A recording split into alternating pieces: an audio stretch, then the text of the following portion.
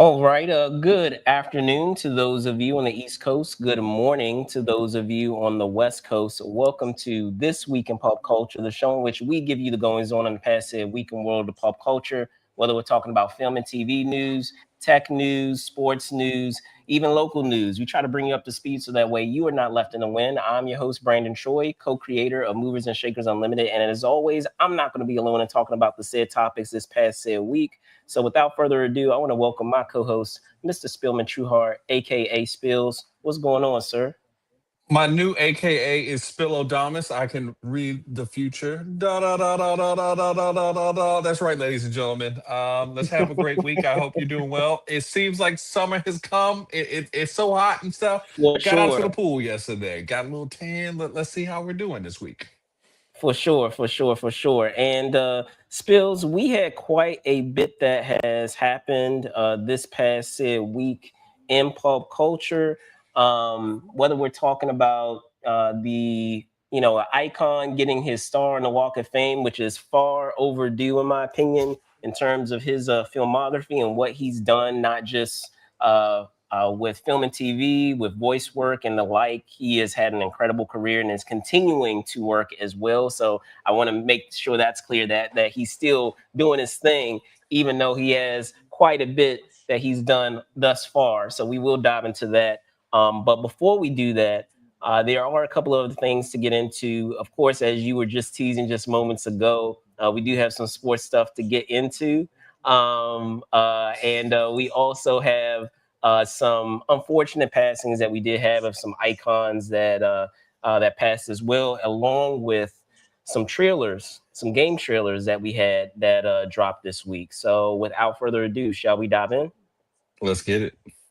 All right, excellent. So, as always, efforts will be made in order to timestamp the story accordingly. So, be on the lookout for that. So that way you can switch forwards or backwards to your heart's content on a given a story that we talk about on this week's show. So, with that out of the way, I want to begin with some news that we had that came out of the Summer Game Fest. We had a couple of trailers that did drop, and if you're not aware or familiar with the Summer Game Fest, it is an annual multi-day video game event that was started back in 2020 that is produced and hosted by journalist Jeff Niley, established as a digital replacement for, now the defunct E3. It serves as a premier summer showcase for world premieres, as well as some upcoming AAA games and some independent titles as well. So, with that, getting back to some of the titles that had debuted in terms of peaks or trailers that we were given, there were quite a few, but I wanted to highlight maybe a handful of them. First, we had a Virtual Fighter Crossroads, which in its trailer, and this was from RGG Studio, it confirmed the name of the game, which, as I said, is subtitled Crossroads, Virtual Fighter Crossroads. The trailer gave us a look at a story mode, which is unique to this, game franchise, which seems to center around the Chinese mafia. Is due out in 2027. Next up, we have. Let me see if I can switch over here. We also had a Resident Evil Veronica, which is a remake of Resident Evil Code Veronica, which, for my old heads there out there with what was it, Sega Dreamcast. We had a Code Veronica. It's also due out in 2027. Game that was very much rumored, but now it's we have confirmation that it is happening. We do also have another highly anticipated horror franchise, that one being the Alien franchise with Alien Isolation 2. And then with that game, it's basically, and this was from a Creative Assembly. During the show, the creative director, Al Hope, he took the stage to say that developers were creating the game about escaping the clutches of a xenomorph. As you will know, for those that are familiar with the initial game, you're going to have some of that similar action, but I'm sure there will be a few other surprises in store with the new sequel. And then, last but not least, I wanted to also get into, and this was just recently, there was a peek at the game. Let me bring this up as well. Within the Star Trek franchise, there is a Star Trek game coming called Shadow Frontier that is making its way to consoles, which will get into some, genre related tropes that I feel like is not too common or not, explored as much, which is the horror genre. So that's an interesting genre I feel to be able to explore within Star Trek, which I feel is a lot of times can be a bit more whimsical. I mean, this is definitely a sci-fi franchise, but on occasion it may delve into horror tropes, but not. It's not something that it is commonly known for. So, Spills, your thoughts on some of the games that we got peeks at this past week with the trailers that were dropped? Well, I am very intrigued by these games. I didn't play a lot of the Resident Evil because I'm a scaredy cat, and them games be scaring me. So that's very interesting. I'm happy that Virtua Fighter is making a comeback. Virtua Fighter was one of my favorite games in the generation one of the 3D consoles back in the Right? day. Virtual Fighter is a great platformer. I mean, a fighting game. It's a great introduction to the 3D world. Obviously Tekken past Virtual Fighter in subsequent years, but it's good to see that they're back. Doing their thing. I really like some of the characters and everything in Virtual Fighter. So that's Mhm. great. These two games, Resident Evil and Alien Isolation, seem super scary. It seems like the kind of thing that I'd have to turn on all the lights in my house to play. And maybe I could do that. I think, I need to get Uh, into new styles of games. You can't play in a sandbox game every time. You can't play Madden all the time. So I may check these out. And then Star Trek being the horror show, that's super scary. Obviously they got super scary aliens on Star Trek. The Borg, obviously super scary. Klingons can be kind of scary if you end up in the wrong Klingon culture or what have you. So I'm pretty interested in that. A horror Star Trek game is like mind blowing to me right now. Who would have ever thought that that would be a thing that they came up with? It seems like a great franchise to kind of change pace a little bit. I like that they're doing new things with Star Trek. With the cartoon show. Obviously, they had a cartoon a million years ago, but me and Brandon ain't watched that show. We was not even like thought of when the Star Trek show cartoon was on. So that's pretty interesting. What do you think about these games? Well, let me say first. I mean, I know that they've done some interesting things with the Star Trek franchise, and there have been there in the time since Spills. There actually have been a couple of Star Trek, Star Trek animated a series that have come and went, unfortunately. But they have had attempts at doing those said shows, and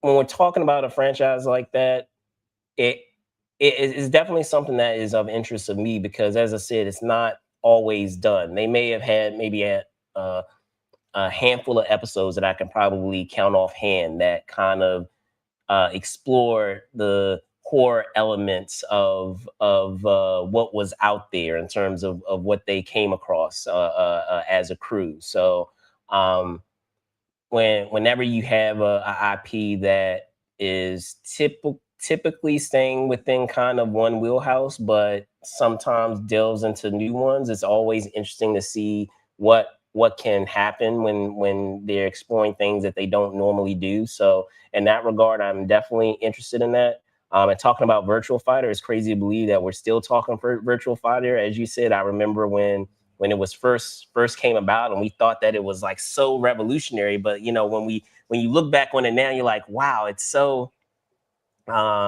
dated in terms of what games can do now versus then. But again, at that time, it was revolutionary to have the characters that you saw, those pixelated characters that you know saw in that first iteration of the game, and to see where games have come now, especially when we're talking about fighting games, so many different franchises. Where we're talking about the Street Fighter franchise, whether we're talking about Mortal Kombat, we talk about Mortal Kombat quite a bit on here.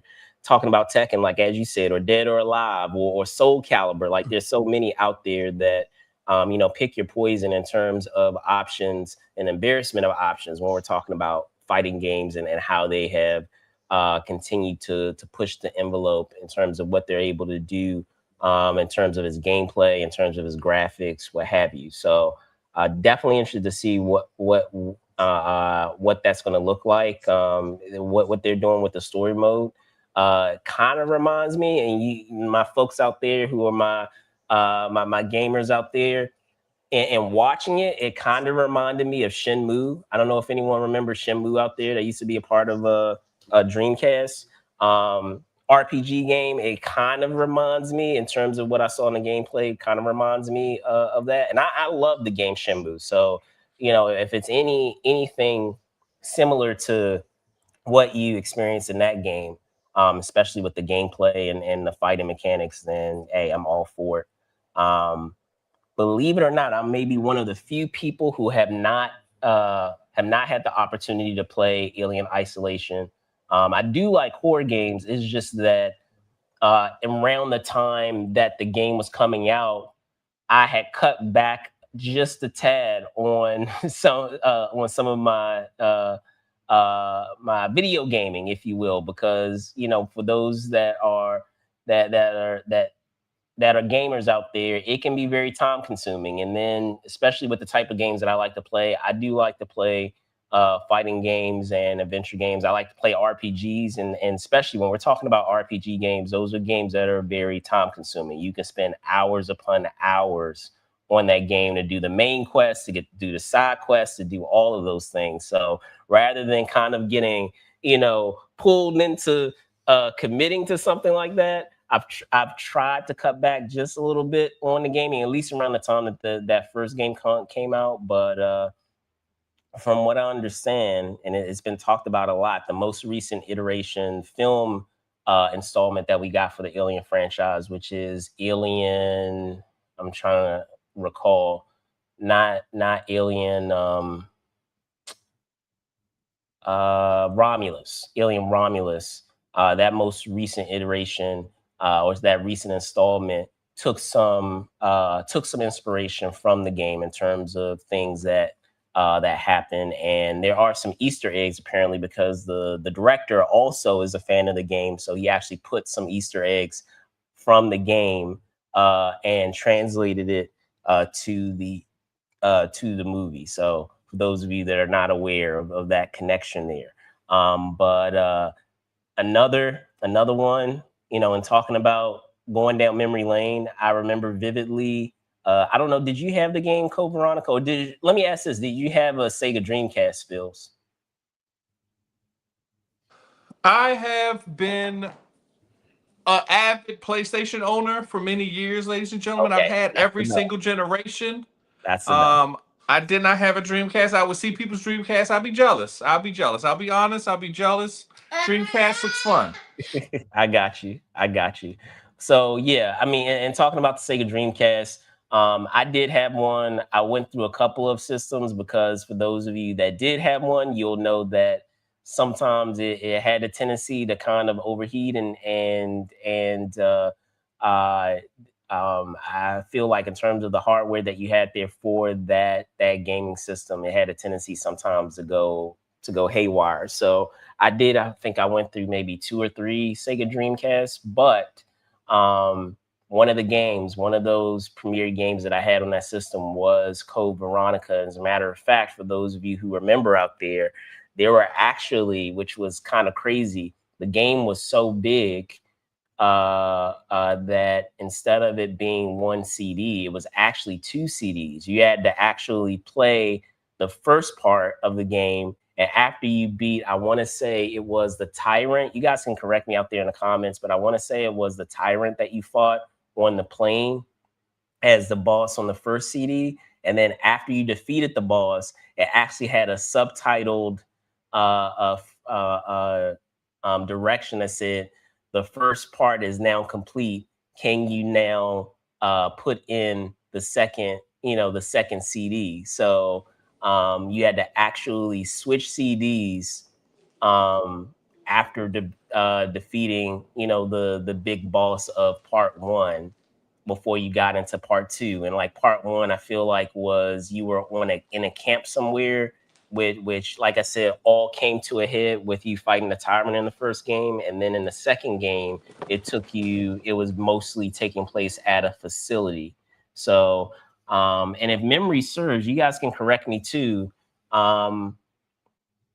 It automatically started at the second part of that game, if memory serves. So like that first boss, the tyrant boss, was really difficult to get past, and I don't know if there were any folks out there who just like gave up getting past the tyrant. I did beat the tyrant, but I did recognize that, oh, like they don't have it set up in a certain way where the game only allows you to get to the new part of the game by beating the tyrant. No, you can skip forward to the second part of the game by just going straight to the second CD if you wanted to. But I mean, the boss that you had at the very end of that game, at the end of CD2, was even harder than the tyrant.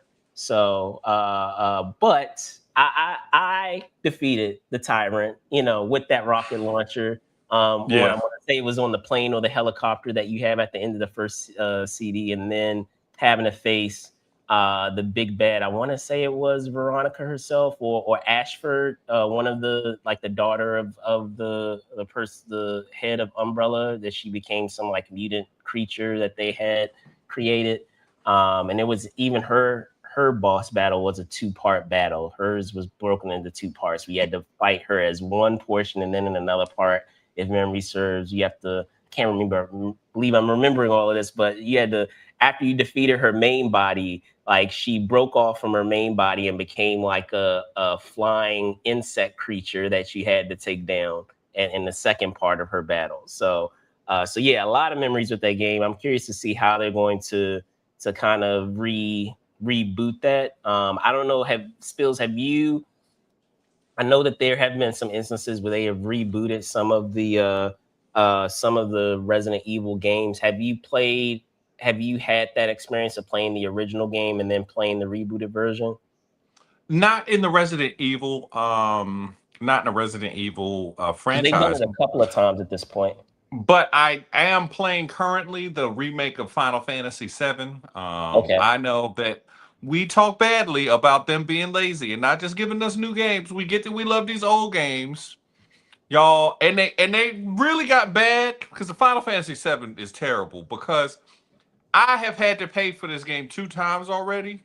Mhm. The original game you pay for one. Just like you said, you get a second disc. That disc, you pay for that disc. The disc came with the game. Not now. I paid the first Final Fantasy remake in like 2021.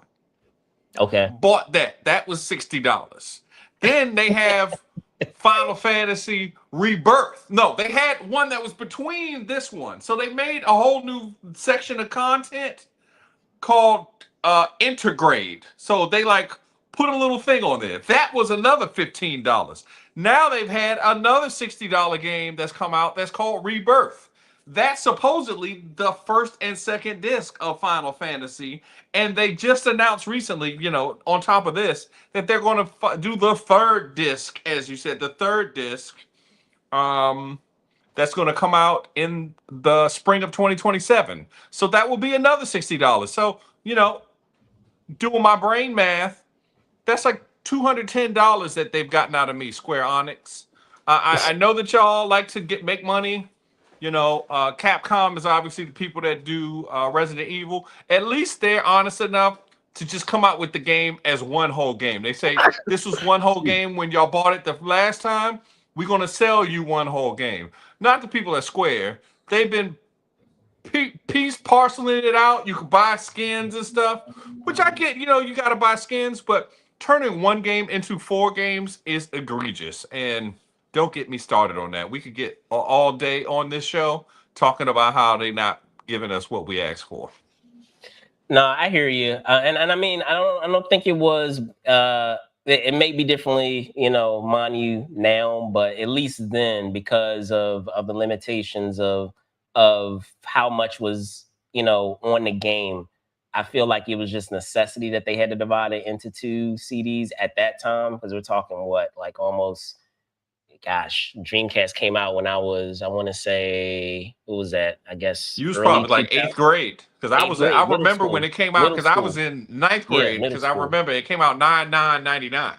Okay, there you go. Middle school. Yep, I was in middle school. So yeah, that's more than, geez, like It almost was almost 10 25 years years ago. ago. Yeah, about 10 25 years. No, years no, ago, no. That's 27 30, years ago. That's 27 almost years 30 ago. years ago. That's 27 because So it's 2026. yeah, so it's been quite a bit. So again, like I said, I'm impressed that I was able to remember all of that, all of those details about the game. But yeah, I mean, you just have those games out there that you vividly remember playing and getting through. But what about you guys out there? You can let us know in the comments. Are you excited about any of these upcoming games? Whether we're talking about Virtual Fighter, whether we're talking about the return of Resident Evil with Resident Evil Veronica, another Alien Isolation game, as well as a Star Trek Shadow. I believe. Let me see. The horror game that we have. I apologize. Trying to brain farting on the name of this of Resident Evil Veronica. no, Star Trek. Star Trek. Yeah. It's like Shadow. Isolation or Shadow something. No, Yeah. Shadow Frontier. So Yeah, Shadow there you go. Frontier. But yeah, let us know in the comments if you're excited about any of these games, or if there's some games that we didn't talk about that you guys are also excited about. Let us know down below. But with that, we're going to move on to some sports. As give Spielman an opportunity to brag about the current series now, and also about the retirement. So the end of one career, and then the potential, mind you, the potential end of upcoming season. So getting into that and talking about what we had here. We have a retirement, and we have the end of a possible NBA season.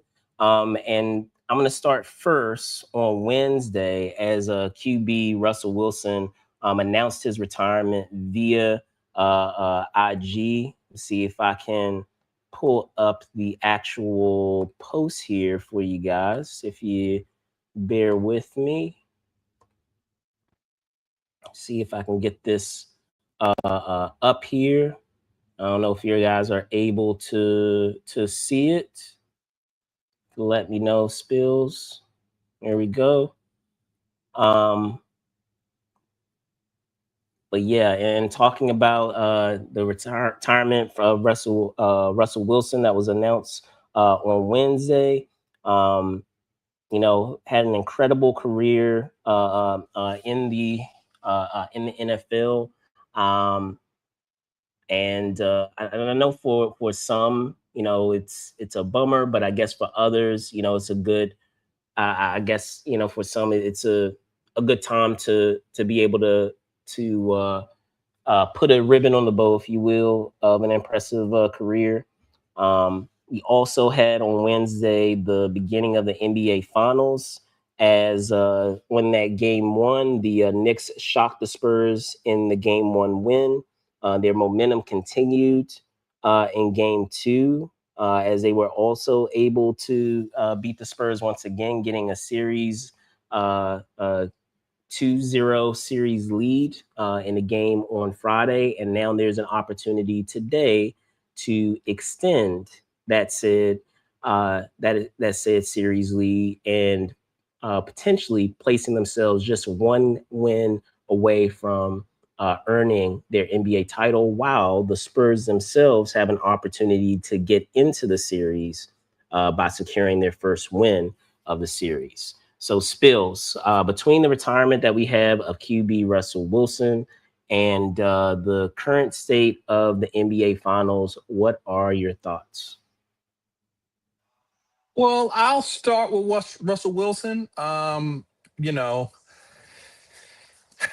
great athlete. You know, he played for the great Seattle teams.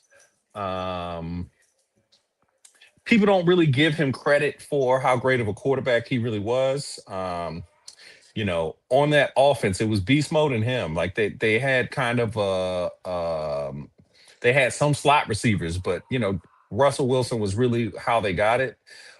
Quietly, he was the best quarterback drafted the year he was drafted, in front of people like RG3, who we thought was going to be the uh, the new franchise here in Washington, and Andrew Luck. Andrew Luck was a great quarterback, For but sure. did not have the career that Russell Wilson had. Was not as successful. Did not show up in the playoffs like Russell Wilson would.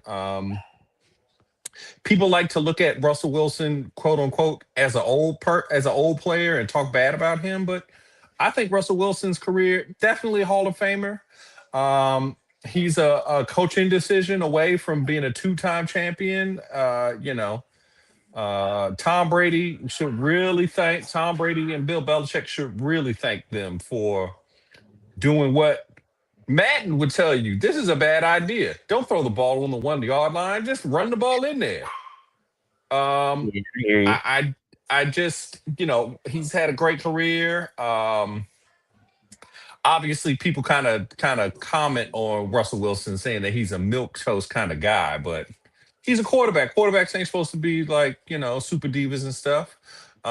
He's supposed to be focused on the team, and he's run a lot of great teams. To me, I think that Russell Wilson is in my adult life, one of the top 15 quarterbacks we've seen, maybe top 10 in my adult life. Not to say, obviously, you go back in time, he dropped down further on that list, but it's not too many people who had better careers than him since the year 2000. So, um, I wish we would have drafted him here in Washington. I think he would have been great here for us. Maybe he would have not done as well with this terrible field we got here, but that's a different thing. How did you feel about Russell Wilson's career? Were you a big fan? I He's repping mean, I for the feel short like kings. no. Well, I'll say this: when we're talking about Russell Wilson, um, I feel like he has been a solid quarterback throughout his entire career. In many instances, many folks wouldn't even anticipate that he would be with all the talented, and it's no slight against him, with all the talented, uber talented quarterbacks that we have in today's league and had over that time, and even played during his era, during his heyday. There were many people on paper you would imagine would have titles before, would have titles before he would, and he in the same way that you have with Brunson right now, which we'll get into. He has bypassed a lot of the expectations and exceeded a lot of the expectations of, I'm sure, many people would have anticipated he would be able to accomplish in his career. And yes, Ray, I hear you. I can't say top 10, but I would say that he has been able to maximize far more in his career than people would have expected that he would be able to do. And that's that. I mean, that's a testament to him, as a player. We have a lot of players across many sports who are uber talented, but for whatever reason, be it circumstance of who else their franchise is able to draft. Maybe it's because of their work ethic. I know you were talking about the component of, sometimes quarterbacks can have that reputation of being divas. Sometimes, I don't know, sometimes, maybe a little more than sometimes these days. But but despite all of those things, a lot of times you have those players that far exceed, as I said, what their anticipated or expected to be able to accomplish, and he's definitely a testament to that. So, congratulations on a career, credible career played, and look forward to what you do next. I mean, we've already seen kind of, feel like had a tease of what he's going to be doing anyway, because he on a it's not unheard of to see him commentating, on the sport. So I would imagine that would be what he's going to do post career, and that's not a bad thing to do, post career, to have that secondary career going and still be near the sport that you love and to still be involved. So congratulations again to Wilson. Now, getting into the Knicks, I wanted to give you the floor. I know we were talking about Hold on, this. I don't want to get into the Knicks. I want to address Ray. I mean, Ray, I hear what you're saying, but okay, let's just talk. Let's talk. Okay, I got Brady, Manning, Mahomes. Those three automatically better than him. Then you start getting into people who ain't won no chips. Is he better than Lamar Jackson? Probably not. Would you say he's better than Jared Allen? I mean, Allen in Buffalo. I don't know. Allen always choking the playoffs. I ain't never seen him win no playoff game that really mattered. So I might put him out. Roethlisberger. You might say Roethlisberger's better because he's got the 2 chips. Oh, But, I would say. So that's only 5. Then you start getting into the maybes. Is Cam Newton better than Russell Wilson was? I would say that one year, yes, but he ain't win no chips. So Cam Newton's not better than Russell Wilson. You've got, see, I'm starting to run out of quarterbacks. Maybe Stafford. Would you say Stafford's a better quarterback than Russell Wilson? Hello. Right, okay, I forgot Drew Brees. We forgot Drew Brees. I'll give Drew Brees, but Drew Brees only got 1 chip. Drew Brees only got 1 chip, ladies and gentlemen. Aaron Rodgers only got 1 chip. So better quarterback, and he's. I wouldn't say Aaron Rodgers is a better quarterback. I seen Russell Wilson go up against Aaron Rodgers and beat him every time they play. Every time that Russell go up against Aaron Rodgers, he put the hands and feet on him. The Fail Mary, where they was like, that was against Aaron Rodgers. So I like Aaron Rodgers, but I feel like I said the one Manning. You're not gonna say he's better than Eli. You're not gonna say he's better than Eli. Or you may say he's better than Eli because Eli got good them 2 years, but outside of them 2 years, he was never good. So we're at around 10, Ray. I know that you don't think so. At around 10 because some of the people we threw out. We threw out some of the people like Lamar Jackson. I said Lamar's probably better than him, but. I don't think Aaron Rodgers is better than Russell Wilson because I feel like you can count more on Russell Wilson when it counted. Aaron Rodgers was a diva and he ran people out of town. But, that's just me. Shout outs to Russell Wilson, dangerous. He's just a guy from small town Richmond, Virginia. He's just a regular guy. I'm gonna have to go with that. So like that defense. BJ Raji was playing. BJ, like he had a good defense. No slight against Wilson. I'm just saying. And he, like I said, he accomplished far more than people would have expected he would. So way more than what. So in that regard, I'll give him his props. Like I said, in the same way that we have right now with Brunson, because even they've had interviews with Brunson's past coaches, and they've stated we knew he was going to be good, but we didn't know he was going to be this good. So for sure. And I feel like when Russell Wilson got in the NFL, on the NBA Finals, man. But when he got in the NFL, people was like, "You should have played baseball because you'd have made more money, son." But he was a champion and he did well. So to me, that's good. But going back to it, we talk about Brunson, but really, it's about my main man, Karl Anthony Towns. We've been talking about Wembanyama. I said he was great. But there is one thing that is big man kryptonite. It's an older big man. If you playing against an older big man who's at his prime and you a real young big man, it don't matter how much faster you are than that guy. It don't matter how much higher you can jump than that guy. But big men have a way of, just like when Embiid put 70 on Wemby's head. I was worried about Wemby being outclassed by someone who knows the tricks. He knows how to use his body on Wemby. He's got 60 pounds on him at least. If people act like 60 pounds not a lot of pounds, let somebody who's 60 pounds heavier than you push on you for 48 minutes every game and be leaning on you. You can run all you want to, but you're going to start short arm and stuff like he was. You're going to start be mentally fatigued. Throw the ball in somebody's back. So to me, I'm surprised that the Knicks are up 2-0. They really snuck a game out Say, on what game 2. did you at least even I was gonna say, even talking about you believing that the Knicks would have a fighting chance in the series, didn't you at least give the Spurs by now like a series lead of 1-1? Did you anticipate it was going to be 2-0? I didn't anticipate it was going to be 2-0, but it was in the realm of possibilities because it was such a young team. And the Knicks have been playing together since before they could have mustaches. Brunson and Hart and Michael Bridges, that core, they put that core together for a reason. They got their hearts broken last year. I thought that really would get them in the headspace for championship basketball. And they're not going to make the mistakes they made last year. They're not going to let people stick around. They're not going to settle for shots that they were settling for last year.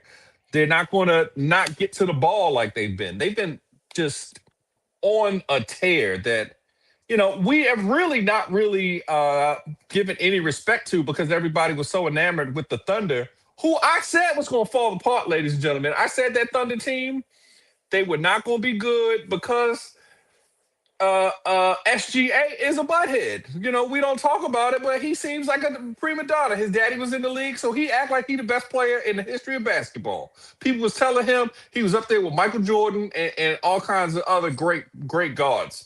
And sure, he had a great run, but to say that he was up there with Michael Jordan was just terrible. I just don't know what to say about this.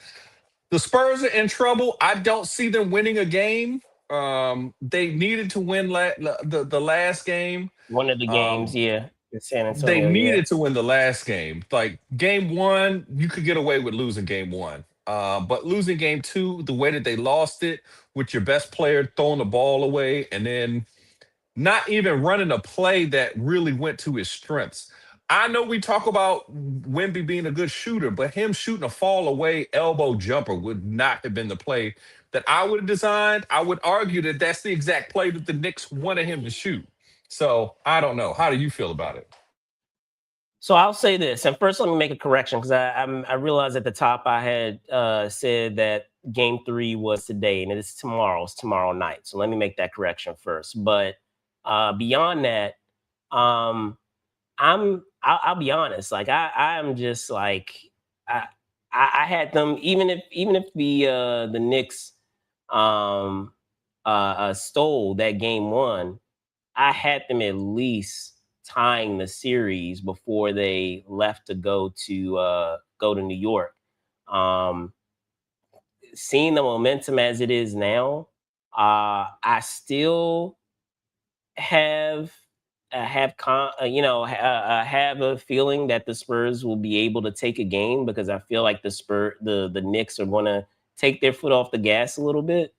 Whether that means that they win game 4 or if they, get themselves back in the series with this game 3, I feel like there is an opportunity for them to still get themselves into this series because as much as people kind of harp on the kind of unusual nature of Wemby's style of play, where a lot of people want him to be a traditional big of putting this back to the basket and posting up, and he still does that, but he does have a tendency to kind of fall in love with shooting threes and shooting jumpers when people time and time again keep telling them, man, you like what, 7'4", 7'5", is even though you're capable of shooting, threes, there's no reason why you should not be going directly to the basket. And I get that. And perhaps that'll come as he gets further and further in his career where he's not going to want to have to do a lot of, utilize a lot of effort to get to the basket. When you're younger, you want to do all this, unnecessary stuff to be able to play. And as you get older, you're like, man, forget this. It's kind of like for those that are my movie people out there, it's kind of like that moment from Raiders of the Lost Ark where you have the guy with the whip, and you have you have Indiana Jones who took out the gun. It's like he's like, I don't got time for that. Like I don't got time for all I'll them end this sword right. tricks, brother. Yeah, You I'll can end this swing that right now. sword I all don't you got time want for to. I'm this. gonna end this right I'm now, gonna and end this that's right what now. Cat's been doing for sure. And I'm saying like that same thing happens for those of us that play, play sports, whether it's football, whether it's basketball. You do pick up basketball, you do organize basketball. For those for my fellow ballers out there and I could say that like I was one of those players that enjoyed to like do all the and one and all that stuff, and I can still do it, but like as you get older, you realize the you realize the effectiveness of using one move to get by somebody and going. You don't need to do like all of this unnecessary stuff. Like you cross them two times, but then you're bringing it back when you've already beat them. You've already beat them to the spot. So like, why are you bringing it back when you could just keep going? Um, when you're in your teens, you're about that because you want to just like completely dismantle and embarrass the opponent versus you just beating the opponent and being done with it instead of exerting all that effort when you don't need to exert a whole bunch of effort. So um with that being said, I know I kind of trailed off there, but getting into the series itself, I still feel like the Spurs have a chance to get themselves back in the series. But I'm not gonna lie, I'm really shocked there of where we are right now, where I did not see them getting out of San Antonio undefeated against the home team. I really did not see that coming. Stranger things have happened in the finals where teams have been down 2 games to 0 and they've still made it into a series, or they've been able to win the NBA finals and come back and just beat the team. So like let me be clear about that. But it's not looking too good. I'm not gonna lie. How do you feel about Jalen Brunson's performance? We've seen Jalen He's been Brunson. incredible. He's been incredible. I always anticipated, and I'll give a shout out to you, Ray. Yeah, like I didn't have Hot Sauce's poster on my wall. I had the and one tapes. For those of you that remember back in the day, like what was it? Some of the shoe stores actually gave you the and one volume tapes back in the day. For those that remember, or you could buy it, from as it became more popular, and they actually had for those of you who remember, I'm gonna age myself again. Back in the day, they had ESPN and they had Street Ball, where they actually did a actual series of the Street Ball characters from the and one tapes. But I'll be honest with you, Ray. Like Hot Sauce wasn't really my guy. Like it was more so like Alamo or Sick with It, or I'm trying to think. AO was cool, like AO and Alamo. For those when we're talking about the and one team, and then later, I would say like in terms of my style of play, kind of like Professor Two, where like he's the type of player where he can put a lot of English on things, he can put a little pizzazz on stuff, but at the end of the day, he's really more of a what is it? A player that can play with fundamentals. Is just that he knows how to. I hate to say, he knows how to code switch based on the type of game that he's in. If he needs to play organized basketball and play structure, he can play structure. But if he's in a street ball type of atmosphere, he's able to kind of switch it up and add some more flair to his style of play. But getting away again. So Spills, do you feel like the Spurs still have an opportunity to take a game in this game out of game 3 or game 4 that we have? I don't. I don't think that there's a possibility that the Spurs win another game. I think emotionally they are just throwing spaghetti at the wall. They don't know where to score down the stretch. They've had two big runs that were negated by the Knicks pretty much immediately. So unless they change the way that they play basketball, which is nearly impossible to do at this point in juncture, um, I don't see where they could do it. Like the tandem of Carl Anthony Towns and Mitchell Robinson have pretty much they've neutralized Luke Cornett. Luke Cornett was a factor in the last series. We haven't heard his name at all.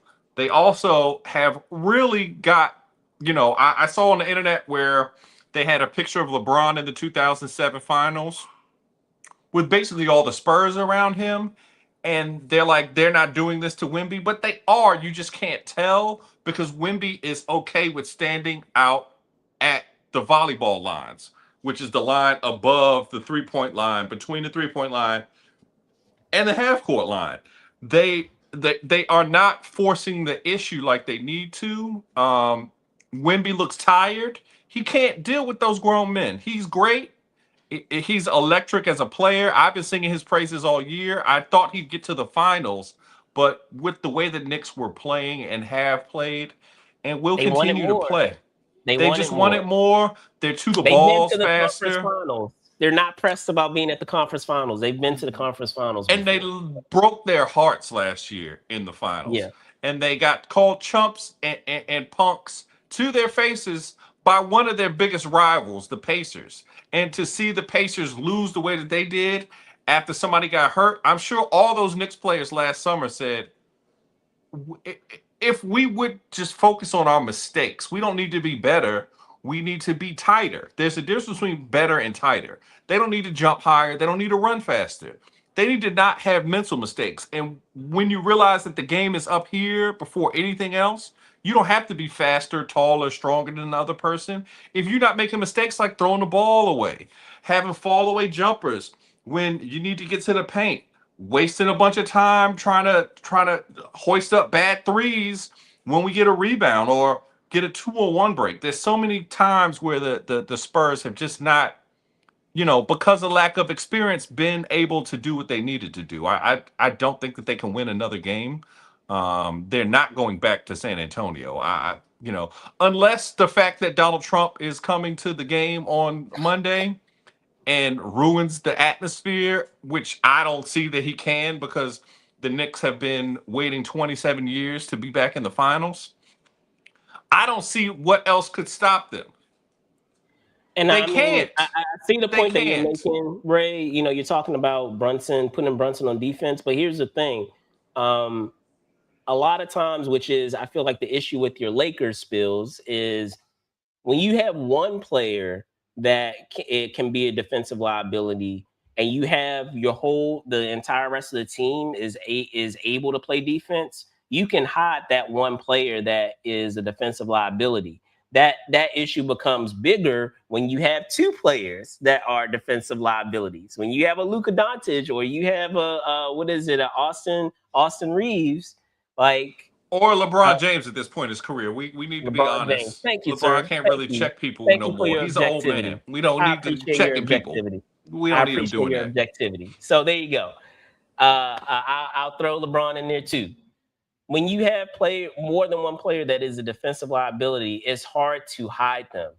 When you only have one player on the floor that is going to be that defensive liability, it's easier to hide them.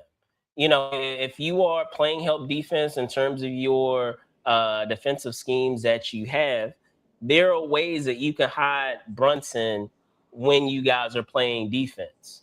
Whether it's deciding what matchups you're doing. Maybe he's not guarding the starting guard. Maybe he's guarding the off guard. Maybe he is playing off of the starting guard because maybe they're not able to to shoot long distance consistently. They're and that way, like if you're settling on that opposing guard to shoot from distance, you can rely on being able to get long rebounds and to be able to go back the other way on a fast break. Like there are ways that you can hide one player, and I feel like with the impressive defensive players that you have on that Knicks team that play alongside Brunson, that he has the support that he needs to be able to rely or defer to his teammates when it comes to defensive assignments. So like I'll be honest with you, when I was talking about, and I mentioned this, last week, is I thought too, like that was going to be an issue, like a defensive issue, because there are some impressive guards on that Spurs team that can cause problems. They're not only quick, but they also have size too. But um, it may come down, because on paper I felt like they had all the tools that they needed to get past. But again, could just be up here. Could be youth of the fact that were so excited about getting out of the West that they weren't really focused on, or say that they aren't really focused, because I'm putting it in past tense as if it's already over, but they aren't It's really over. focused. They aren't really focused up to this point of focusing on finishing the assignment. Like you kind of got settled into, or maybe they just got drained of going all the way to Game 7. Regardless of the case, that also comes with experience. It comes with experience of putting your foot on the gas and getting dismantling your opponent as quickly as possible. Just like what I was talking about with that youth and experience component. You want to play around versus just ending it. So I feel like that might be something that they have, and this could just be a growing pain that they have to deal with in order to become the team that we all anticipate that they will be for years to come. Hopefully they won't turn out like the other team that I've kind of compared them to, because I don't know if you haven't been around in prior shows of my comparison, I've compared them to the the Thunder, that The young 2012 Thunder Thunder. team. Yeah, that young Thunders team that had Kevin Durant and James Harden and Russell Russell Westbrook. Westbrook. I mean, Castle is your Russell Westbrook. What is it? Wemby is your KD. What is it? Harper is your James Harden.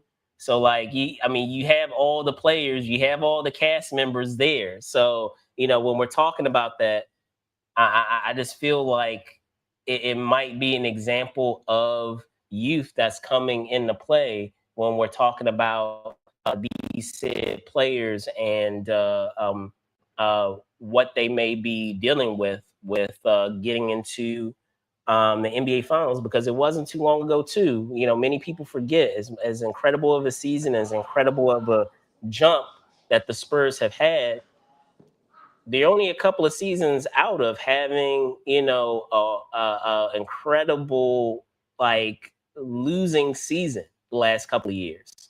So even if they weren't even if they weren't if they didn't happen to be the team to win the finals, like, they've still had an incredible season. They've still gotten incredibly far in terms of what they were able to accomplish. I'm sure there were many teams, they folks had the expectation that they would have a run in the playoffs, but maybe not a run all the way to the finals, maybe to the conference finals. So I feel like they far exceeded the expectations of what people gave them, but I'm still going to give them the benefit of the doubt and say that they still have a shot in getting themselves into the series. Even though I will say, based on how the last two games go, and sometimes it can be heartbreaking to just lose a game, like to just barely, to be one moment away from losing a game. Sometimes that could be a heartbreaking enough for you to kind of just, give up. But it wasn't like they were blown out in that second game. So I feel like they're right there to be able to get over that hill in game 3 or 4. I hear you, but I think that Game 3 is going to be a blowout, and then Game 4 is going to be a 5 to 8 point win. I think that Yeah, you heard that here. when we talk about Jalen Brunson in the as being a defensive liability, he's still stronger than all the guards on the Spurs.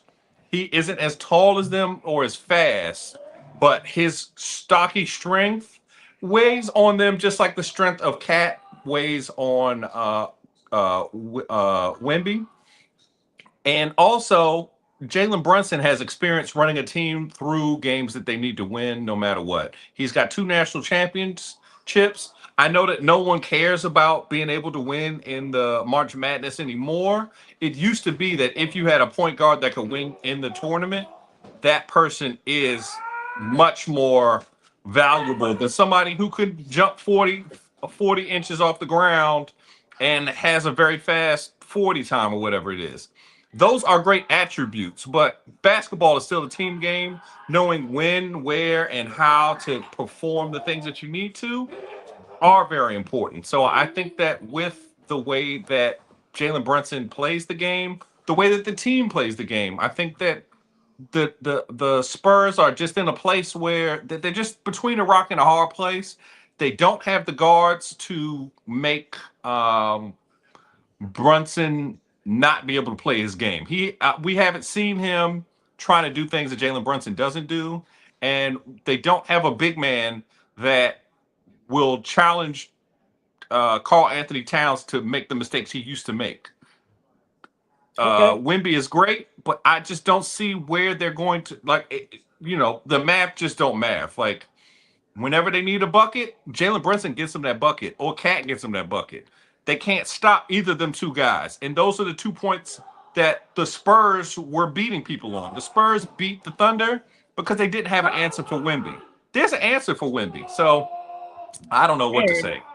I hear you. I hear you. So, but let us know in the comments, like, what are your thoughts for those of you that are following the finals? Well, first off, for my NFL folks out there, your thoughts on Russell Wilson announcing his retirement.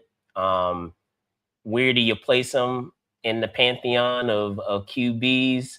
I feel like it's going to be a little lower than what Spills gave us, but I'm still curious to know what your thoughts are on that. As I said, he's far maximized where folks anticipated that he would be, when it was all said and done in his career. So that is incredible a thing to be able to accomplish. And then also with the finals, what are your thoughts on the current state of the finals? Did you have the Spurs going 2-0 against the Spurs? I know I didn't. Do you feel like they still have an opportunity to make this a series? You can let me know down below. Or maybe you feel like it's all over. It's all said and done. They should throw out bring out the parade already in the city that never sleeps. So maybe you already feel like it's all wrapped up in a nice little bow. You can let me know or let us know down below in the comments. But with that, I want to get into some somber news, unfortunately, as there were a couple of passings that we did have this past said week.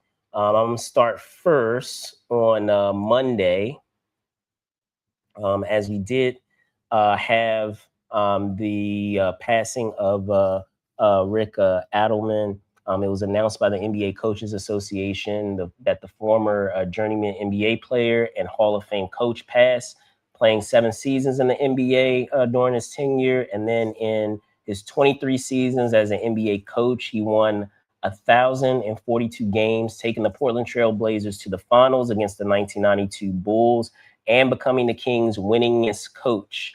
He was 79. Not to be outdone, this happened on a Friday.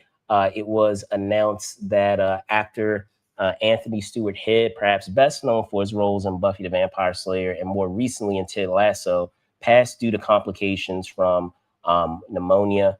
Known as Buffy's Watcher, Rupert Giles, from 1997 to 2003, and later as the soccer club owner Rupert Mannion, who was foil to Jason Sudeikis and Hannah Waddingham from 2020 to 2023 in the series Ted Lasso. He was 72. So, Spills, your thoughts on the passings that we had this past said week? Well, let's start with Rick Adelman. You know, as a Lakers fan, he was a thorn in our side, even though we got past his teams all the time. Um, I think that Rick was a great coach. You know, I think he would have did better in today's NBA than he did in the NBA of the early 2000s. With the way that he played in space, had shooters. Just an all around great coach. You know, I respect the schemes that he ran. I think that he was a really good coach. You know, he resurrected Chris Webber's career. I feel like without him, Chris Webber probably would have been an asterisk in the NBA where he would have just gone to Sacramento and we'd have been like, oh, he was nice for a few years, but you know, he really did well with that Kings team. So, you know, to me, I think he's a great coach. Sad to see him go. How did you feel about Rick Adelman? The same. I always say it's always fascinating that when you have you have former players that perhaps didn't have the iconic careers that we may expect from other players. It's always fascinating to see how that reversal happens. I feel like we can both agree that you have role players for whatever reason, and I've just observed this, which is fascinating how this role reversal happens, is that we have players that are role players that become incredible coaches, and then we have terrific players that become mediocre, if not necessarily great coaches. And don't get me wrong, you have misnomers in there where you have players who also become good coaches, but I've seen it more oftentimes than not that they were okay. They were journeymen, as I stated in the description, where they spent time. They spent years, which is still an impressive feat. They spent multiple years in the NBA, but they didn't remain with one team. They maybe played with one team for a year, played with another team for 2 years, another team for 2 years. Like they just made their way around the league. But when we're talking about the coaching career, um, incredible to be able to have success with multiple teams. As I said, he got the Trailblazers to the finals in an era where Michael Jordan was still in his heyday. So that I feel like if they weren't facing that '92 Bulls team, we would be having a different conversation where we would be saying that he was an NBA champion. But wasn't meant to be or to happen. But even without that, for me, and when I'm thinking of the time in which I really became like passionate about basketball, he's always become synonymous with me with the Sacramento Kings. Just as you said, in terms of extending the career of Chris Webber, whether we're talking about Jason Williams, White Chocolate, whether we're talking about what is it, Doug Christie, Mike Bibby, like there's so many, Vlade Divac, like there's so many, Peja Stojakovic, man, like I could go down the list of the incredible Kings players that played in that era during his tenure, and the fact that they were able to have the success that they had. I mean, many of the teams that he went the distance with, had it not been for a certain generational talent, during that era, we would be having a different conversation about him winning multiple championships. As I said, like you have one instance of that with him going up against the '92 Bulls. We have another instance of that of him going up against your Lakers. Like his teams really took the Lakers to their limits, and like they're we might have been having a different conversation where they might have dismantled the dynasty that the Lakers were having, where they could have ended up representing the West instead of the Lakers representing the West, because they had some incredible teams. With that those Bibby teams that they had. So yeah, like you said, incredible coach. And condolences to his family, friends, colleagues. But yeah, incredible, iconic coach, which, like I said, for me, even though I know that many people will connect him with the Trailblazers, for me, he's synonymous with the Sacramento Kings. But any other thoughts before we move on to Anthony Stewart Head? Nope, just condolences to his family in the basketball world. Lost a visionary coach. I think that he's, stretch big men, all that kind of stuff. He was doing that in Yeah, 2002 before it was yeah, very Turkoglu. in I didn't fashion. even drop Turkoglu, Turkoglu. Like, yeah, Stojakovic, Chris Webber, and Vlade Divac. So I mean, outside of maybe the Spurs, they were one of the. I feel like they were one of the premier teams that were really exploring having non-American players on their team and having like all-star European players on their team. I mean, we have instances of that with the Spurs, but like that was happening with the Kings as well. I feel like they kind of they led the way of that trend that started to happen of having European players on the team. definitely. So, but you can let us know down below your thoughts, your best Adelman memories. Like, do you feel like that he had a better run with the Trailblazers? Do you feel like he had a better run with the Kings? As I said, he was the winningest in franchise history, winningest Kings coach in their franchise. So, um, uh, uh, and like I said, we might be having a different conversation if he did not go up against Shaq and Kobe, and if he did not go against, Jordan. We may have been talking about him being a A three-time champion for sure, at least. multiple champion. So, but with that, I wanted to switch over to, as I said, Anthony Stewart Head. Your thoughts on that? Because I don't remember if we discussed this. You watched the Buffy, right, or you didn't? I watched Buffy. Obviously he was a great character on that show. Sad to see his passing.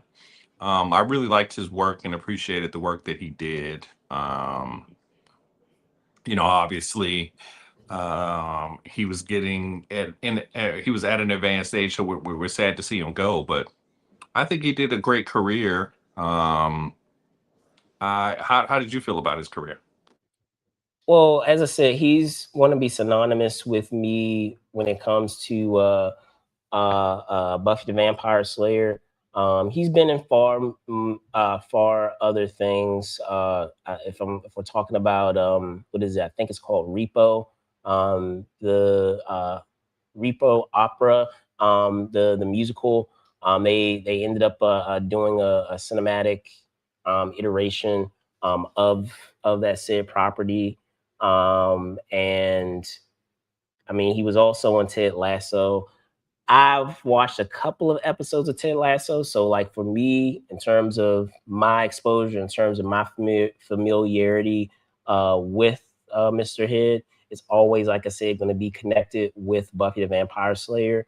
That when we're talking about that show, it came up, let me see, during, I think I was in middle school. And so by the time it was all said and done, I was in high school. So, yeah, like, incredible character with that show, a character who is synonymous with that show. And outside of, and it's been, mentioned, outside of the big three of Sarah Michelle Gellar or Aniston Hannigan, or who also passed, by the way, we just talked about Nicholas Brendan, who passed not too long ago.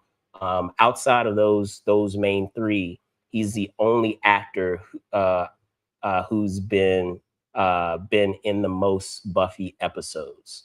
So outside of those big three, he's been in the most Buffy episodes that from that tenure of 1997 and 2003, and that's including many other characters that have become synonymous with that show and have gone on to do their own spinoffs. So that includes, David Boreanaz as Angel, that includes Spike, that includes Cordelia, includes some of the other characters that we had as well. And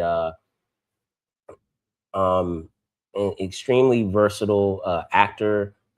He was able to bring a lot of gravitas to that character of Rupert Giles, and it was very fascinating to kind of see the evolution of that character, because the character started off kind of really like nerdy and bookwormy, and then by the end of the series, like he became a badass where he was like he was almost like a warlock. Like he was able to do like magic and all this other stuff, and I feel like because of that character's exposure to the characters of Buffy, of Xander, of Willow, um, he kind of relaxed a bit. The character, I'm saying, relaxed a bit and became a cooler character. Where, like in the beginning, he was a very like very stuffy and nerdy character, and then by the end of it, he was like a cool like magical character by the end of it who could like fight with the best of them. So I did appreciate kind of that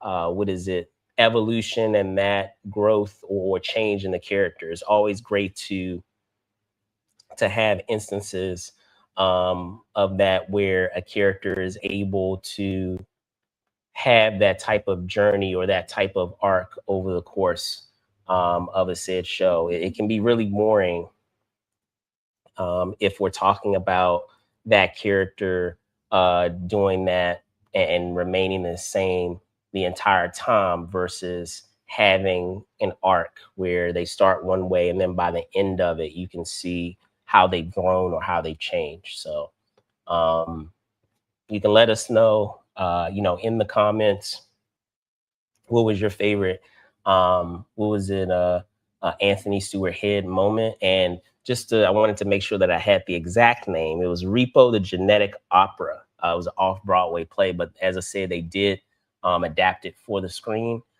So just let me know in the comments what was your favorite work of his, perhaps for, because I have to always remember when we're talking about the 90s, that was more than 30 years ago. Even the early 2000s was more than almost 25 years ago. So for some of you out there, maybe what is it, Ted Lasso is your familiarity with Mr. Head. So if that is your familiarity, I definitely recommend you go back and check out his run on Buffy the Vampire Slayer.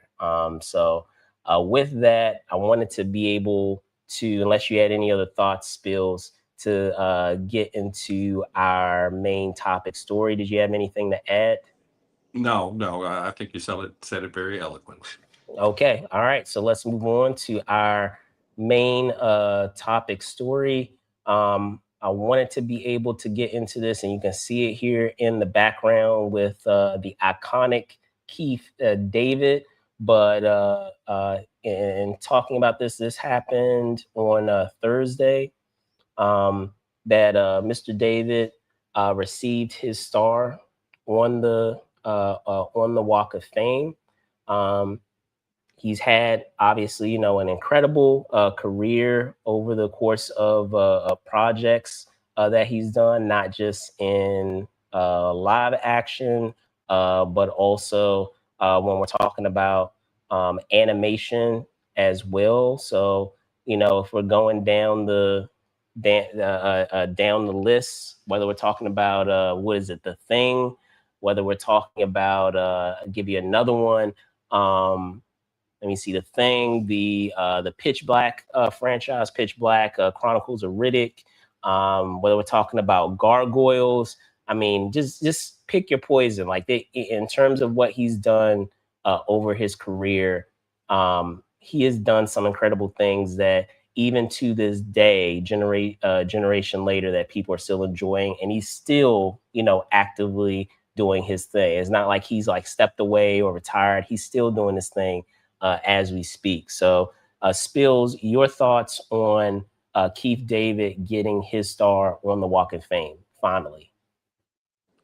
I think it's long overdue. Obviously, he's been in a lot of things that we have enjoyed over the years. Um, you know, Clockers, Dead Presidents, You know, his voice acting work. I think he was in Something About Mary. You know, he's got the bricks on the beats. It's one of the craziest. One of the craziest, you know, quotes from a movie I've ever seen. He's both, you know, he's great in serious roles and in you know, comedic roles. He was the bad guy in the barbershop movies. Oh You know, yeah, he's just yeah, been, that's right. Yep. you know, he's just been great in everything. I think that Oh, and I'm not even. I missed one because you know I said The Thing, but if we're talking about They Live also, so I mean, yes, gosh, I can't believe I didn't yes, even drop that. obey Like propaganda, ladies and gentlemen, obey propaganda. That's right. man, Um, he's been in pretty much everything. You know, obviously he's villains in movies like The Princess and the Frog. He was the and I Reverend mean at he's Death popped at a up in other stuff funeral. too. Like, come on. Yeah, he's popped up in other stuff too. Other shows, whether we're talking about what Family Guy or Rick and Morty. As I said, Hmm. he's a huge titan in voice work, but he's equally impressive in the live action works that he's done, and all of this. And I didn't even mention this. This happened on his 70th birthday. So Thursday, happy birthday to Keith David. He actually did the celebration on his 70th birthday. He has the 2,847th star on the Walk of Fame. But yeah, incredible career. So let me ask this. I mean, you said mentioned a quote. Like, would I imagine that that is your favorite Keith David film? No, I would say, wow, what is my favorite of his films? I really enjoyed, you know, it's been so many great ones. You know, obviously he was great in that one, but he was like a bit character. He's normally a bit character and stuff. Yeah, he's a I supporting would, character, even though he steals the movies a lot of times. Yeah, a lot of times and there have been many instances where he is a supporting character. So, well, let me ask um, this: will it help to say where he's the lead versus a supporting character to kind of narrow it down, or what? I would say, What's up, say dude? hello. We got a cameo. Get out of You here, definitely kid. Get got out of here, kid. Yeah, we got a cameo. Um, yeah. Okay, so we got him here. I would. Okay, yeah, 6 years old. Get out of here. Okay, we'll do the technical difficulties. Hold on, you could finish your thought, and Okay, all right. Give pops a moment for a second. But I guess when we're talking about what is it? When we're talking about Keith David, I would say the film that for me, and that's just because I'm really biased against uh, uh, the John Carpenter filmography. I love John Carpenter films. If anyone knows me, they know that like I am a huge fan of The Thing. So I would definitely say The Thing is up there. Follow. I want to say if we were saying 1A would be The Thing, 1B would be Gargoyles, and then a close second would be They Live. I mean, as I said, he's popped up in many other things, but um, what he did with Gargoyles, such an iconic show. Um, what what we have with what is it? They Live in terms of the message that it has and what it's about. Um, I can't really foresee any other films that pop in my head that surpass that. And then, of course, come on, like the iconic scene that you have at the end of The Thing of who which one is it? Is it Kurt Russell or is it Keith David? Which one of them is our creature? Like what's going on? Which one of them is the villain? And to have it end on that is insane. To have it end on that and to think that, gosh, like after everything that our characters, that the ensemble goes through, to have it end on these two characters and still not knowing if one of them is our major antagonist, our major infiltrator alien. Man, like I feel like that was such a brave thing to do, to have the film end on that, but to also have the actors in those said roles. I feel like it wouldn't have worked if you had someone other than Keith David in that role.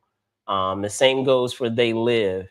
You need someone to be able to, to go up against your lead and be a credible equal to that lead, in terms of the gravitas that they bring and the presence that they bring. And, Keith David definitely has a presence, and, he has a voice that is Iconic. incredibly commanding and iconic. So that would be it for me. Like, I would say those two Carpenter films with The Thing and They Live are, or should say, I apologize. So The Thing as 1A, Gargoyles as 1B. So they're still tied at 1. Yeah. But if I were to give a 1A and 1B, I would say The Thing is obviously it would be The one, Thing because that's your favorite movie. Gargoyles, because it's so big, such a major part of my childhood, that cartoon, which again, 30 years ago is crazy to believe. But also when we're talking about the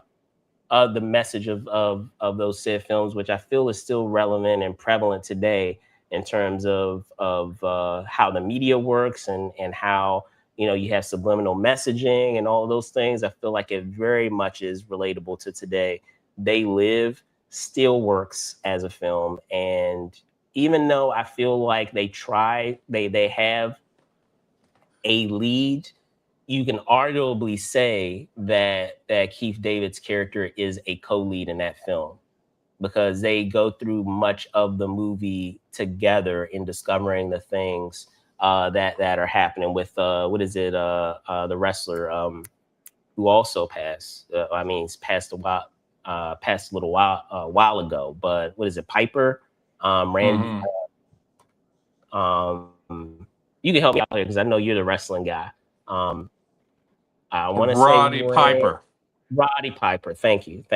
So, but yeah, like, you could arguably say that they are the co-leads in that said film, even though they kind of make Rod the initial lead. It seems like at the beginning, you could arguably say that they are the co-leads when it's all said and done, in terms of the impact that character has, and what the journey that the character takes with Rod throughout that entire film. So, I'll give you. I have a question for you. I have a question for you. Okay, cool. Tell me your favorite one, and then I'll answer your question. What was your favorite one? I know you had a moment there. I would say, yeah. We definitely had a moment. I would definitely say that, Gargoyles is probably my favorite of his things that I was into. I think that Gargoyles was obviously his thing. Sadly, we talk about the things, because he always has like scenes where he does things that are outrageous. The character he plays in Requiem for a Dream is an outrageous character. We obviously don't need to go into depth about why he's outrageous, but yuck. Yeah, I got you. Yeah. He's great in so many things, but I think that Gargoyles is probably my favorite of his work. I wanted to ask you, this is a big thing about the movie, The Thing. Do you think he was the Thing at the end of the movie, or do you think that the other character was the Thing? Who was the Thing at the end of that movie? Who do you think? Okay, so like, they've gone back and forth on this, and I'm glad you brought that up. And they kind of left it up to interpretation. There's been instances where they've stated that he is actually Keith David being the Thing, and the reason being is the reasoning that has been given. I don't know if you've seen this, Spills, but it's been mentioned how, like, what's his name's character, Kurt Russell's character, McCready, is breathing really hard because of how cold it is. And when you have Keith David's character, he doesn't have any breath when he's there in the cold. Or that's one what is it, theory that's been out there that proves he's a Thing. There's been another one out there because of them sharing the bottle, and he's so willing to drink the the bottle after McCready does, that that proves that he's a thing. Because if he wasn't the thing, he wouldn't want to share anything with another person, because they've already established that they can't share anything. And why would you be willing to share a drink after you guys said that you guys wouldn't do that? So it's still been left up in the air. John Carpenter still hasn't given a definitive answer. They've explored it in other medium, like they've explored it in like comic books and stuff, where he has in fact been the thing all along. So I guess in a weird multiverse, he is the thing, but it's still kind of up to interpretation until Carpenter is willing to give a definitive answer, which he hasn't ever. So Yeah, yeah, definitely. So, I mean, obviously a great career for Keith David. Congratulations on the Walk of Fame. Um, I, we all hope to have a baritone voice like his. Like, it, top 5 voices all time. Like him, Vincent Price, James Earl Jones. They all have that I deep mean, baritone that just, Tony Todd, rest in yeah, peace, Tony Todd. yeah, I mean, you have quite a bit out there. I mean, you have I'm trying to think of another one. Morgan Freeman. Like, I mean, I'm surprised yeah. Morgan Freeman hasn't done more in animation to take advantage of the incredible voice that he has. Patrick Stewart, Ian McKellen. Like, there's some folks out there that have incredible voices, and it's a shame that they haven't done more in the medium of animation, or just done something in the medium of animation, because I feel like it would be a disservice to not share that talent or that capability to that medium. Exactly. And he's just had a great career. His credits are a mile long. He's got Mile long. video game credits, TV Mile long. credits, film credits. I you can't say enough about the guy. He's just one of the all-time greats. And I can also say this too. Shout out to Keith David. I had an opportunity to meet him at San Diego Comic-Con last year, at a party at San Diego Comic-Con last year, and super down to earth, nice dude. Like, in any other circumstances, you would think with someone with that type of career, as iconic as he is, they would be kind of like a diva and would be very standoffish, but couldn't be a nicer person. So. Mm-hmm. But you can let us know in the comments, for those of you out there, were the ones that I named among your top Keith David, efforts within his filmography, within his career. Maybe you guys have different ones. You can let me know down below. Maybe those aren't your like top 3, or say your top 2. You can let me know down below in the comments. But that's going to do it for us here at This Week in Pop Culture. As always, I want to punt it over to my co-host, Mr. Trueheart, aka Spills. Can you tell folks where they can find you?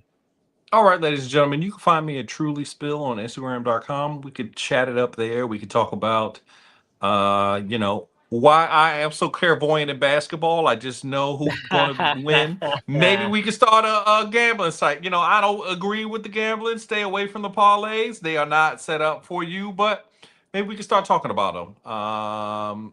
Yeah. All right, fair enough. Well, you can find me at Brandon Choi ENT on X, and then Brandon Choi ENT on _ENT, on Instagram. With that out of the way, thank you guys so much for watching. Be safe out there, and I guess y'all see y'all soon. Peace. See you next week. Peace.